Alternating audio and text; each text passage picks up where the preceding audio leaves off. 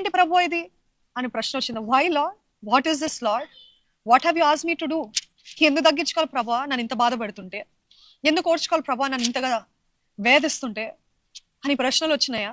దేవుడు అంటున్నాడు మీ అందరితోటి, ఒకవేళ మీరు ఆ క్లిష్ట పరిస్థితులు ఉన్నట్లయితే, అన్సర్టన్ సిచ్యువేషన్, అర్థం కాని పరిస్థితులు ఉన్నట్లయితే దేవుడు మీతో సూటిగా మాట్లాడుతున్నాడు.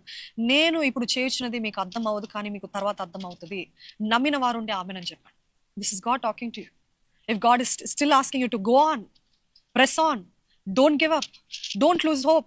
ఇంకా వదిలిపెట్టకు, ఇంకా సహించుకో, ఇంకా ఓడ్చుకో, ఇంకా ఇవ్వు, లేకపోతే ఇంకా ప్రేమను చూపించు, అంతలోకే నువ్వు వదిలిపెట్టకు, నిలకడగా ఉండు అని ఈ మాటలు చెప్తున్నప్పుడు మనందరికి బాధల్లో, వేదనలో, లేకపోతే కష్ట పరిస్థితుల్లో వచ్చే ప్రశ్న, నాకు అవ్వట్లేదు ప్రభా, నాకు అవ్వట్లేదు, నువ్వు ఎందుకు చెప్తున్నావు కూడా నాకు అర్థం కావట్లేదు అన్న పరిస్థితిలో ఉన్నట్లయితే God is saying I know what I'm doing. నేను ఏం చేస్తున్నాను నేను ఎరిగి ఉన్నాను.